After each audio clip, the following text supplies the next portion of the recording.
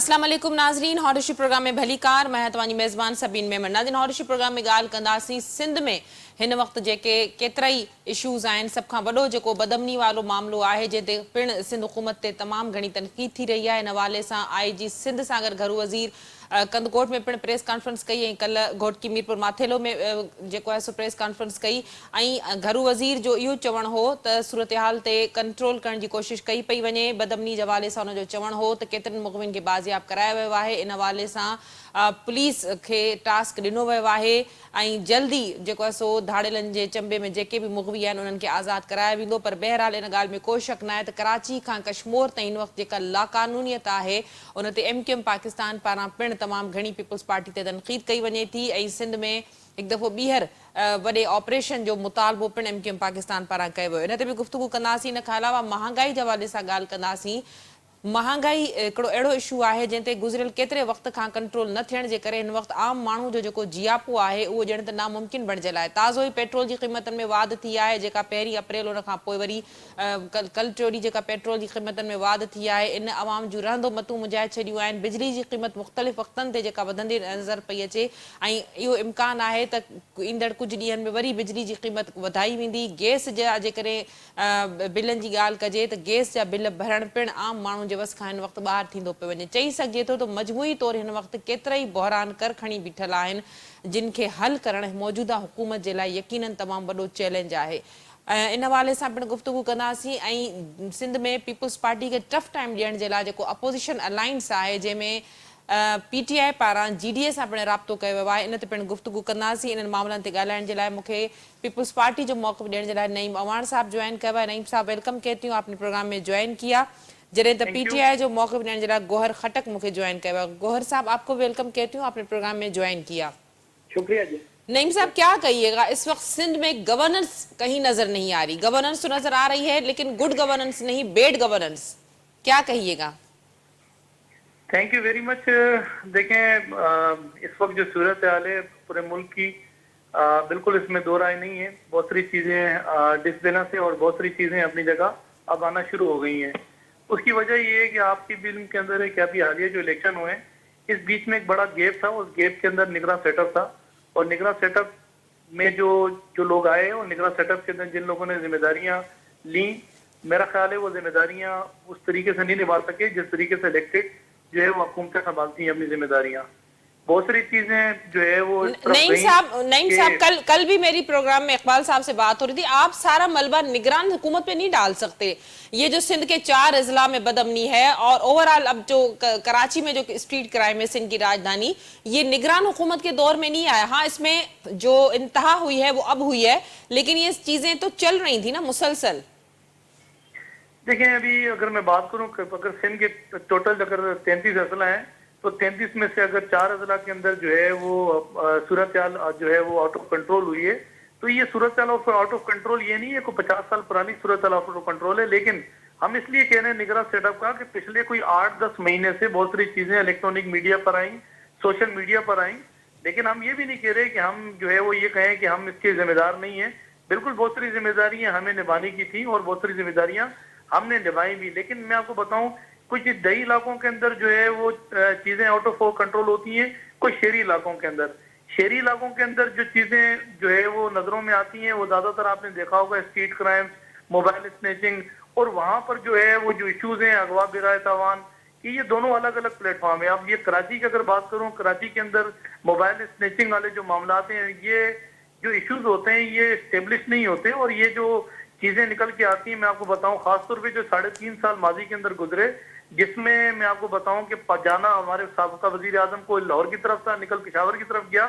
सिंध जब तक उसकी ठीक हुई, जब तक सारा बिगाड़ पैदा करके पूरे मुल्क का निजाम दरम बरम कर दिया। मैं आपको लास्ट शो के अंदर भी ये बात मैं आपको कही थी कि इस वक्त सिंध हुकूमत ने जो निगरान सेटअप से पहले जो PDM की हुकूमत थी, मैं आपको बताऊं जितनी गिरफ्तारियां खासतौर पे कराची के अंदर की गई, 80% जो मुलजिम थे, जो क्राइम जिन लोगों ने किया, वो ज्यादातर वो लोग थे जो नशावर चीजें इस्तेमाल करते थे, जो आइस इस्तेमाल करते थे, हेरोइन इस्तेमाल करते थे, और ज्यादातर तादाद वो लोग थे जो अरेस्ट हुए वो आदि मुजरिम नहीं थे। उनसे अगर जब पुलिस इंटरोगेशन करती थी तो वो बताते थे कि घर के अंदर मेरा बच्चा छोटा वो रोता था, मैं क्या करता, मैंने पिस्तौल निकाला, मजबूरतन मुझे क्राइम करना पड़ा। लेकिन अब ये जो क्राइम होते हैं, अब होता ये है कि लोग अब ये कहते हैं कि सिंध हुकूमत की पुलिस, ये पुलिस जो है वो सिंध हुकूमत की काम नहीं करती। देखिए मैं आपको बताऊं, एक होता है जो क्राइम जो है वो स्टेब्लिश जो है वो करके किया जाए। जैसे गुटखा, पुलिस को पता है कि गुटखा बिकता है, कहाँ बिकता है, कैसे बिकता है, कहाँ पर जो है वो गेस्ट हाउसेस चलते हैं, कहाँ पर जो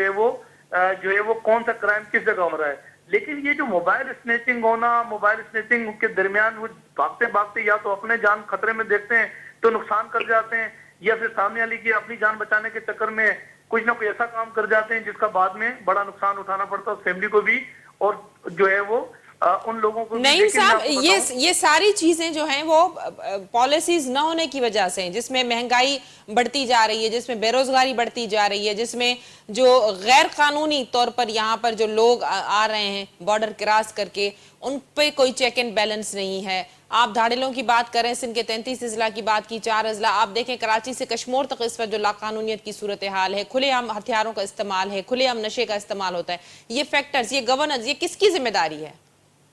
देखिए हमारे साथ तो नाइंसाफी उसी वक्त हो गई थी जब कराची को मेट्रोपॉलिटन सिटी बनाया गया था। आपको मैं बताऊं, लाहौर में आप जाएं, हर 1 मिनट बाद 4 क्राइम जो है वो रिकॉर्ड पर आते हैं। लेकिन लाहौर की इसलिए बात नहीं होती है क्योंकि ज्यादातर इलेक्ट्रॉनिक मीडिया के जो चैनल्स हैं वो कराची में हैं या तो फिर इस्लामाबाद के अंदर है। कराची इसलिए सामने निकल के आता है क्योंकि मेट्रोपॉलिटन सिटी बना के कराची को धक्का दे दिया कि समंदर के अंदर यहाँ आपको हर रंग नस्ल के लोग मिलेंगे, सराइकी मिलेगा, पंजाबी भी मिलेगा, मैं नईम साहब यहीं से नईम साहब मेरे साथ रहिएगा, मैं यहीं से, गौहर भी मेरे साथ है। गौहर, आपने गुफ्तगू सुनी, हम सिंध की बात करेंगे, जाहिर है सिंध में की बात इसलिए करेंगे कि सिंध में पीपल्स पार्टी का पहला नहीं, दूसरा नहीं, तीसरा नहीं, खैर से चौथा टेन्योर है।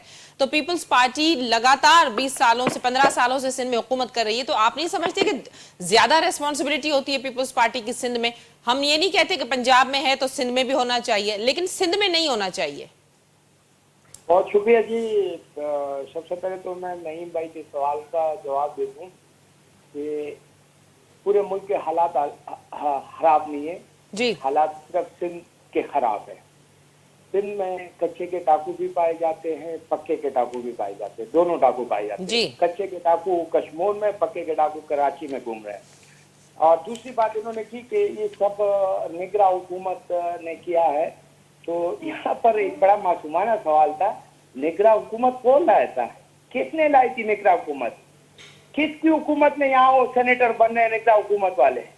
किसकी हुकूमत में उनको वजारतें दी जा रही है निगरां हुकूमत वालों को? निगरां हुकूमत इन्हीं की बनाई हुई थी। ठीक है जी, ये आवाम को बेवकूफ बनाना छोड़ दें, ये गलत बात है कि आप अपनी ही हुकूमतें लाते हैं, अपनी ही निगरां हुकूमतें लाते हैं, फिर खुद जिम्मेदारी लेते नहीं है। सब जिम्मेदारी पीटीएम पर और पीपल्स पार्टी पर आयत होती है। और अगर बात करें निगरां हुकूमत, तो जब पाकिस्तान में एक अच्छी खासी हुकूमत चल रही थी, इमरान खान की पीटीआई की, पाकिस्तान तरक्की कर रहा था, पाकिस्तान कोरोना को पेश कर चुका था, पाकिस्तान में डॉलर कंट्रोल था, तेल की कीमतें कंट्रोल थी, पेट्रोल डीजल हम 150 रुपए में लीटर दे रहे थे, बड़ी महंगाई थी, 300 रुपए लीटर में सस्ता मिल रहा है लोगों को। उस हुकूमत को किन्होंने गिराया? इसी पीटीएम ने गिराया था। इसी पीटीएम ने फिर 2 साल लोगों को अजियतें दी, महंगाई बढ़ाई। इसी पीटीएम ने फिर निगरां हुकूमत बनाई। ठीक है जी, इसमें कोई वो नहीं है। पीपल्स पार्टी का ये चौथा टर्म है और माशाल्लाह 20 साल हो गए पीपल्स पार्टी को सिंध पे हुकूमत करते हुए, लेकिन इससे सिंध कंट्रोल नहीं हो रहा है। अब क्यों कंट्रोल नहीं हो रहा है? उसकी 2-3 वजूहत है। एक तो सिस्टम चलता है पीपल्स पार्टी में, जब तक वो सिस्टम चलेगा तो कुछ भी नहीं हो सकता है। मेरिट पे फैसले नहीं होंगे और मेरिट पे वो इनके लोग वजारतों में नहीं आएंगे, मेरिट पे हुकूमत नहीं बनेगी, मेरिट पे हुकूमत चलेगी नहीं। तो कभी भी जहाँ पर नाइंसाफी होती है वहाँ पर कभी भी इंसाफ तो हो ही नहीं सकता और ना सिस्टम चल सकता है ना हुकूमत चल सकती है। फिर इन्होंने स्ट्रीट क्राइम सिर्फ कश्मीर में तो डाकू खुलेआम हुकूमती रेट को चैलेंज कर रहे हैं। जब पाकिस्तान जैसे मुल्क जो एक ही ताकत है, जिसमें 6 लाख फौज है, जिसमें रेंजर है, पुलिस है, एक तो डाकू वहां से सोशल मीडिया पैगाम दे रहे हैं कि आ जाओ, अगर हमारा कुछ कर सकते हो करके बताओ, हमारे ऊपर सरपरस्ती हासिल है। तो किन लोगों की सरपरस्ती हासिल है? उनको तस्दीक करें ना। वो तो बाकायदा नाम ले रहे कि हमें इन लोगों की सरपरस्ती हासिल है। सिंध हुकूमत के लोगों की सरपरस्ती उन्हें हासिल है। महंगाई इन्होंने इतनी कर दी, लोग खुदकुशियां कर रहे हैं। पीडीएम की हुकूमत बनी थी 2 साल, उसके बाद 1 साल निगरां हुकूमत इन्होंने बनाई, अब इनकी हुकूमतें आ गई है। इस महंगाई की भी ये लोग जिम्मेदार है जिससे लोग खुदकुशियां कर रहे हैं और लोगों पे हालात जिंदगी आपके सामने है कि क्या हो रहा है। तो ये सारी जिम्मेदारी इन पे आयद होती है। अगर ये लोग कहते हैं कि इसके जिम्मेदार हम नहीं है, तो अगर ये लोग नहीं है तो फिर फरिश्ते ही होंगे या खलाई मखलूक होगी, जो भी हो गए। खुल के कहते हैं ना, हम लोग नहीं है तो वो लोग है, खुल के कह भी नहीं सकते। स्ट्रीट क्राइम की यह हालत है। ईद के दिन लोग अपने बच्चों के साथ नीचे निकलते हैं, एटीएम से पैसे निकाल के उनको मार दिया जाता है। कौन जिम्मेदार है इसका? सिंध हुकूमत जिम्मेदार है। मेरा ख्याल है अभी तक इन्होंने वजीर दाखिला नहीं लगाया। सिंध में कोई वजीर दाखिला नहीं है। फाइनेंस की जो फाइनेंस के जो सिस्टम है, मुराद अली शाह साहब अपने पास रखते हैं, वजीर दाखिला वो किसी को लगाना नहीं चाहते। यहाँ ये इनकी लड़ाई सिस्टम की है। ये किसी और को ताकतवर नहीं करना चाहते हैं कि सिंध बेहतर हो, कराची बेहतर हो, हैदराबाद बेहतर हो, सक्कर बेहतर हो, क्योंकि फिर इनका सिस्टम खराब हो जाता है। इन्होंने सिस्टम चलाना होता है। तो मेरी इनसे गुजारिश है कि सिस्टम को खत्म करें। आपकी 20 साल हो गए।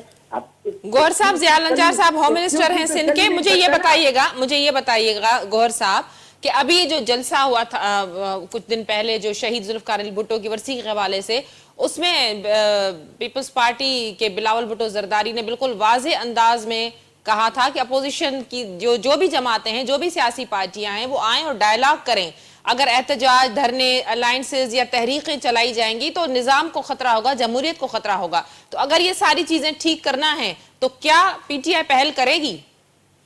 देखिए जी, सियासत में डायलॉग के लिए दरवाजे सबके खुले होते हैं और डायलॉग होने भी चाहिए। हम आपस में सियासी लोग हैं, लेकिन मेरिट पे होना चाहिए।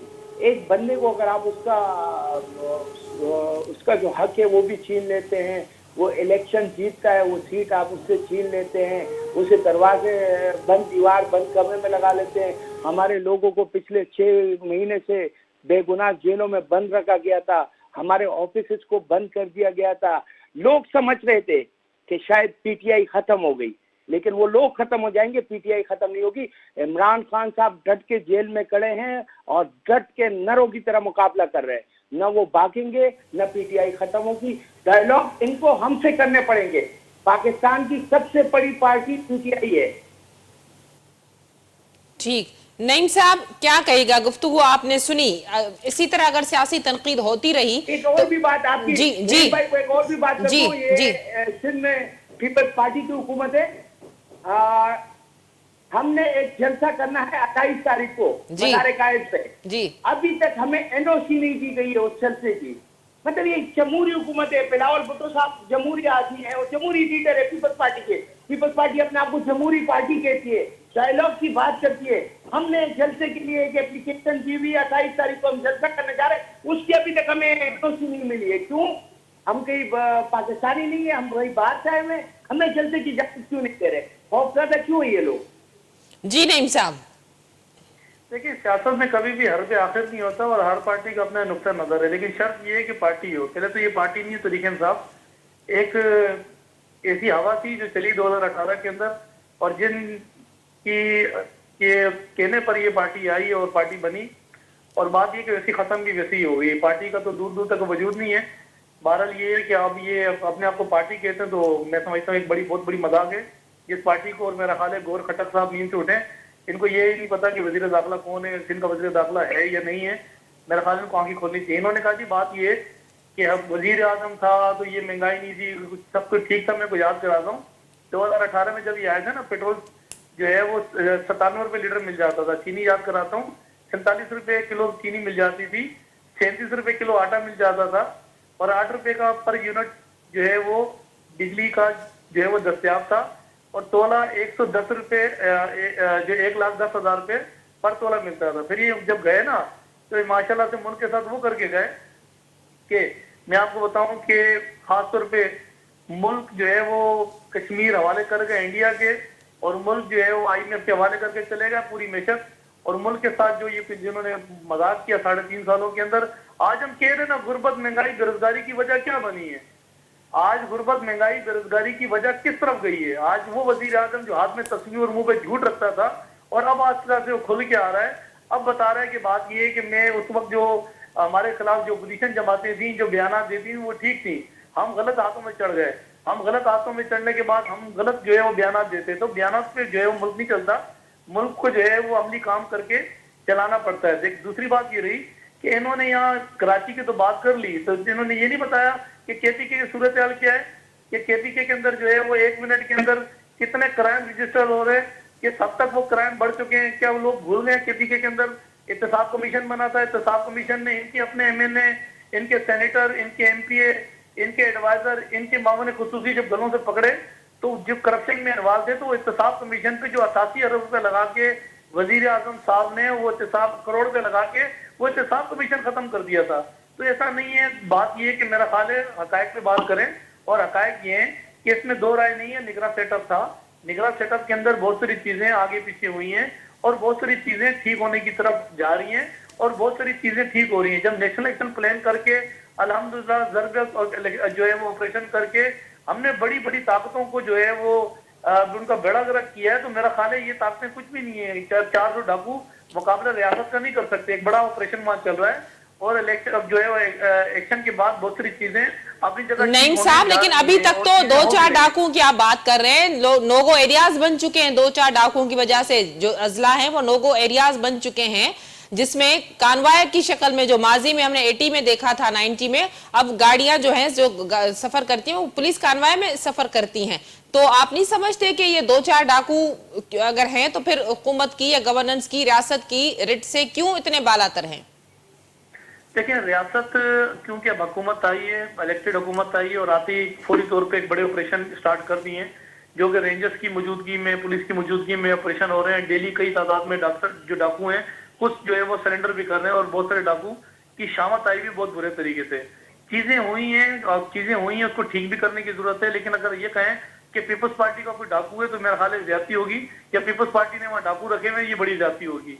चीजें खराब होती हैं तो उसको ठीक किया जाता है और ठीक करने के लिए उस पर बहुत बड़ा एक वसी ऑपरेशन की जरूरत थी। एक बड़ी लाजमी सी बात, एक इन्वेस्टमेंट होती है। निगरान सेटअप जो बना हुआ था, निगरान सेटअप जो था वो डमी था, ना उन्होंने ऑपरेशन कराया, ना तो इन डाकुओं को लगाम दी, ना इन डाकुओं को जो है वो चेक एंड बैलेंस में रखा। वो अपनी मौजें मस्ती करके अपना काम वो करके हाथ सफाई करके, जैसे पीटीआई ने 3.5 साल इस मुल्क का बेड़ा गर्क किया, इसी तरीके से डाकू भी बेड़ा गर्क करने निकल गए। तो डाकू सिर्फ यहाँ नहीं है, मैं समझता हूँ डाकू केपीके के अंदर भी बहुत है और बेशुमार तादाद के अंदर। सिर्फ हाईलाइट चीजें यहाँ जब होती हैं तो लाजमी सी बात है वो चीजें, मैंने बताया कि इलेक्ट्रॉनिक मीडिया इस तरफ ज्यादा है, कराची में लोगों को अवेयरनेस ज्यादा है, तो इसलिए सोशल मीडिया पर भी चीजें आ जाती हैं। तो चीजें अपनी जगह आना शुरू हो गई हैं और वजीर दाखिला जो कि जिया लंजार साहब हैं, वो जो कि इनको भी नहीं पता है कि वजीर दाखिला है या नहीं है सिंध के अंदर, वो बहुत बेहतरीन काम कर रहे हैं और चीजें अपनी जगह इंशाल्लाह आप देखेंगी ये महीने के अंदर अंदर ये जो ऑपरेशन हो रहे हैं इसका रिजल्ट आम आवाम को मिलना शुरू हो जाएगा। ये जो कानवे में लोग निकल रहे हैं ये इंशाल्लाह ये अपनी जगह ठीक हो जाएंगी सारी चीजें। ठीक। गौर साहब, अमन अमान के हवाले से बात हो गई कि सारी चीजें 1 महीने के अंदर ठीक हो जाएंगी। महंगाई के हवाले से बात करते जी, महंगाई के अल्लाह करे इंशाल्लाह। महंगाई के हवाले से बात करते हैं। पेट्रोल की कीमतें आपने देखा, जाहिर है आम आवाम जो मजदूर है, जो दिहाड़ीदार है, उसका गुजारा इस वक्त नामुमकिन बना हुआ है। उसके बावजूद पेट्रोल की कीमतें, डीजल की कीमतें, बिजली की कीमतें और गैस की कीमतें, महंगाई कम होने का टास्क, महंगाई खत्म होने का जो टास्क है, आप समझते हैं हुकूमत ये चैलेंज जो है वो कर सकेगी? नहीं, बिल्कुल नहीं। देखिए जी, ये बात ये है कि पहले तो नईम भाई ने पेट्रोल, चीनी की कीमतें गिनवा दी और वो बहुत कम थी, हमने बहुत बढ़ा दी थी। लेकिन जब ये लोग आए तो उनको कम करनी चाहिए ना, इन्होंने तो और डबल कर दी, ट्रिपल कर दी। तो इन्होंने क्या किया, चले हमने तो बढ़ा दी थी, हमने घी 50 रुपए बढ़ा दिया था, हमने बिजली का यूनिट 20 रुपए बढ़ा दिया था, हमने आटा बढ़ा दिया था। गौर साहब ये कह रहे हैं कि जो चीजें, जो बिगाड़ आप करके गए थे उनको, सर बात सुनने, मुझे बात करने बात करने नहीं, मैं बड़े खामोशी से आपको सुनता हूँ, मुझे हंसी भी आती है और आप लोग झूठ बोलते हैं, मैं सुनता हूँ, मैं कुछ नहीं बोलता हूँ। जब मैं भी झूठ बोलता रहा माजी में सर, सुने ना सर, सुने ना प्लीज। जी जी जी गौर साहब जी, तकलीफ तो आपको होगी लेकिन सुन ले। इशू ये है कि ये इंतहाई नालायक लोग हैं। इन्होंने पिछले 20-30 साल में जो पाकिस्तान का बेड़ा गर्क किया, दोनों पार्टियों ने, नून लीग ने और पीपल्स पार्टी ने मिलके, इतना पाकिस्तान का बेड़ा इंडिया नहीं कर सकता था कितना इन्होंने गर्क किया है। और ये हमेशा एक दूसरे का इस्तेमाल करते थे। तेरा नंबर है, मेरा नंबर है, फिर जब बीच में सच्चे लोग आ गए तो ये दोनों आपस में मिल गए। अब आप मुझे बताए कि पिछले 5-8 साल से ये दोनों पार्टियां एक पेज पे, और ये दोनों पार्टियां पाकिस्तान में पिछले 20 साल से थी, सिर्फ हमारे 3 साल निकाले ना, 3 साल हमने हुकूमत की है, पिछले 20 साल से दिए थे, और अब 8-10 साल से 8 साल दोबारा ये दोनों पार्टियां हुकूमतें कर रही है। एक पंजाब में कर रही है, सिंध में कर रही है, वफाक में, दोनों मिलकर मजे लेते हैं। और जब इनसे सवाल होता है कि जी पाकिस्तान का आपने बेड़ा कर दिया, फिर ये इमरान खान को याद कर लेते हैं। इमरान खान तो अल्लाह ताला उनको इतने अजीब लीडर है, इनको याद आ जाता है पाकिस्तान को बेड़ा कर करने पे। अपने लोग इनको याद नहीं आते। किसी ने रोडों पे घसीटना था, किसी ने गिरबान पालने थे, आजकल ड्राइंग रूमों में बैठ के एक साथ सियासत कर रहे हैं। पाकिस्तान का बेड़ा इन मुफादपरस्त लोगों ने कर किया है, क्योंकि सियासत में भी कुछ असूल होने चाहिए, मुफादात की सियासत नहीं होनी चाहिए। आप इनसे सवाल करेंगे आप नून लीग के साथ एक पैसे क्यों बैठना, आपने पीटीएम क्यों बनाई, इमरान खान की हुकूमत क्यों गिराई, इनके मफादात थे, इनके केसेस थे, इन्होंने खत्म कर लिए, पाकिस्तान का बेड़ा कर दिया। अभी भी इनके मफादात है, ये इस हुकूमत को सपोर्ट कर रहे हैं वफाक में। गौहर साहब मुझे ये बताएं, गौहर साहब मुझे ये बताएं, आप नहीं समझते कि ये मुल्क तभी चल सकता है जब मुल्क में सियासी इस्तेहकाम आए? सियासी इस्तेहकाम आएगा तभी मुआशी सूरत हाल बेहतर हो सकेगी। इस वक्त ये चीजें खत्म करने की जरूरत है, डायलॉग करने की जरूरत है, और मुल्क में जमहूरियत के तसलसल को आगे बढ़ाने की जरूरत है, ताकि चीजें जो मैं बताऊं हजरत अली साहब का कौल है कि जुल्म का सिस्टम तो चल सकता है, ना इंसाफी का नहीं। हमारे साथ जो अभी इलेक्शन में नाइंसाफी हुई, हमारे जो मैंडेट को चोरी किया गया, किसने की ना 80-90 सीटों का रिजल्ट तब्दील किया गया, हमारी रिजर्व सीट हमें नहीं दी गई। जब तक इंसाफ नहीं होगा, जब तक हमें हमारे हकूक नहीं मिलेंगे, सवाल ही नहीं पैदा होता। आप लोग ये जिन्होंने जुल्म किया, ये हुकूमत चला ले, ये मैं लिख के दे रहा हूँ, ये हुकूमत 1 साल भी चल सकती है। अभी भी इनके आपस में ड्रामेबाजियां शुरू हो गई लेटर निकालने पे, इधर मेरा बंदा लगा, उधर मेरा बंदा लगा, इधर ये लगेगा, उधर वो लगेगा, ये मिनिस्टर मुझे दो, ये मेरे बंदे को दो, ये सिस्टम शुरू हो गया है। लिख के दे रहा हूँ, जब तक इस मुल्क में इंसाफ नहीं होगा, कानून नहीं होगा, आयन नहीं होगा, ये मुल्क नहीं चल सकता ऐसे जुल्म करके। जिसका जो हक है उसको वो हक मिलना चाहिए। अगर अवाम ने इमरान खान को अक्सरियत की तो इमरान खान को वजीर आजम होना चाहिए। क्यों ये लोग चोर दरवाजे से आए? कौन ना इन लोग को चोर दरवाजे से? ये हुकूमत चला लेंगे, अवाम में ये लोग जा ही नहीं सकते। साहब मैं नईम साहब का भी मौक़िफ़ लेती हूँ। एक सवाल मेरा आपसे, महंगाई मार्च भी आपको याद होगा, अब जो है वो अपोजिशन अपना अलायंस जो है वो बढ़ाने की कोशिशें कर रही है, जीडीए से भी राब्ते हुए हैं। क्या फिर एक बार अपोजिशन जो है इस हुकूमत के खिलाफ महंगाई मार्च निकालेगी? जी, यहाँ ये बता दूं कि हमने ग्रांड अपोजिशन अलायंस बनाने का तैयार कर लिया है। इस पे कोयटा में हमारा पहला जलसा भी हुआ, जिसमें तमाम अपोजिशन के लोग थे। अपोजिशन के पाकिस्तान के मुहिब वजह लोग थे। अच्छा, ये लोग यहाँ खदारी का सर्टिफिकेट भी बांटते ना। मेरे भाई ने कहा कि पीटीआई खत्म हो चुकी है, तो इनको शायद पता नहीं है कि पीटीआई पाकिस्तान की नहीं, दुनिया की सबसे बड़ी पार्टियों में है। और दूसरी बात ये, 28 तारीख को हम कराची में भी एक जलसा करने जा रहे हैं। नहीं भाई अपनी हुकूमत को कहे कि हमें एनओसी दे दें, लग पता जाएगा कि पीटीआई खत्म हो गई है। अगर खत्म होगी तो मैं एनओसी दे देता कि हम एक आजाद जलसा तो करें कराची में यार। इनको चाहिए हम एनओसी दे। दूसरी अपोजिशन इकट्ठी है तमाम महंगाई के खिलाफ, इस इम्पोर्टेड हुकूमत के खिलाफ। ये फॉर्म 47 पे जो हुकूमत बनी है, सबको पता है कि कौन जीता है, किसकी हुकूमत बननी चाहिए थी, किसको आना चाहिए था, कौन आ गया और क्यों आ गया। तो ये जब जिसे खत्म नहीं होगी तब तक ये नहीं चल सकता है। ये आज आपके प्रोग्राम में रिकॉर्ड करा रहा हूँ, रिकॉर्ड लिख ले चैलेंज के साथ। 1 साल भी ये हुकूमत नहीं चल सकती इंशाल्लाह। ठीक।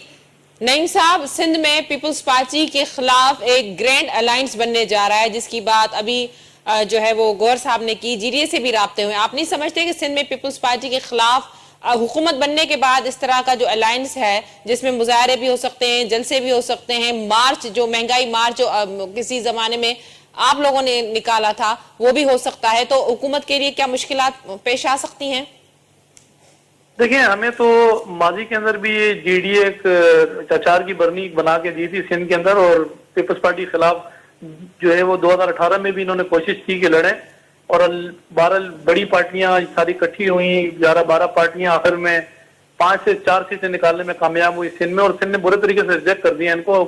सिंध को पता है कि बात ये है कि अगर कोई डिलीवर कर सकता है तो वो पीपल्स पार्टी है, क्योंकि वाहिद पाकिस्तान पीपल्स पार्टी है, वो पार्लियामेंट की बालादस्ती, रूल ऑफ लॉ पे और आइन की सरपरस्ती पर हमेशा यकीन रखती है और आगे बढ़ती है। एहतजाज करना जमहूरी पार्टियों में बिल्कुल होता है, लेकिन जमहूरियत में रहते हुए आप अगर गालियां दें हमारे इदारों को और इदारों के खिलाफ अगर आप ऐसी गैर पार्लिमानी अगर जो है वो गुफ्तगू करें, तो लाजमी सी बात है कोई भी हुकूमत आपको ये अलाउ नहीं करती है किसी भी रियासत के अंदर। ये तो बिल्कुल अलाउ नहीं है। जो माजी के अंदर और अब तक इनके जो इनका जो साबका वजीर आजम, जो इनका साबका जो है वो चेयरमैन था इमरान खान, जैसी इनको जो है वो सियासी इनकी ट्रेनिंग की गई है, तो मैं समझता ही हूँ कि जमहूरियत के अंदर होना चाहिए। बिल्कुल आपका एहतजाज करना आपका जमहूरी हक है, लेकिन उसके फौरन में ये नहीं है कि आप रोड और अमलाक को आप नुकसान पहुंचाएं। और 9 मई जैसे जो माजी के अंदर जो आप लोगों ने इस मुल्क का जो नुकसान किया, हमारे मुसल्लह फौज के जो हमारे स्टेचू थे या हमारे जो है वो कोर कमांडर के जो हमारे ऑफिस थे, जिस तरीके से उनको उन्होंने आग लगाई। और बात ये कि अभी मेरे भाई फरमा रहे थे कि हम फार्म 45 अभी गौर भाई अगर मैंने आपकी बात सुनी ना तो मेरा ख्याल है आप ही मेरी बात सुने ना, अभी इनको फार्म 45 और 47 याद आ रहा है। तो मेरे भाई वो आरटीए सिस्टम भी याद कराओ ना, जो कौम बड़े भूलती नहीं है कौम ना।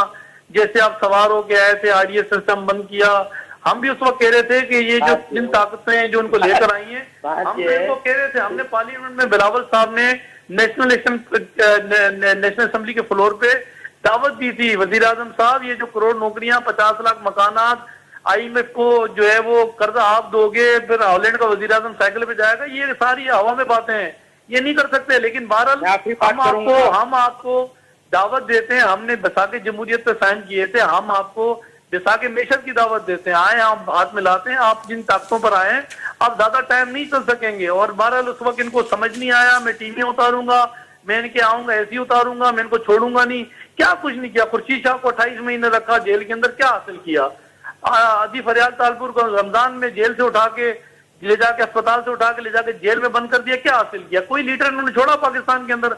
हम तो उस वक्त बात कर रहे थे कि भाई जमहूरियत पे आए, छोड़ दें सामरियत को, ये आमरियत आपके साथ वही करेगी जो माजी के अंदर जो बाकी पार्टियों के साथ करती रही है। उस वक्त ये हवा के अंदर था वजीर आजम।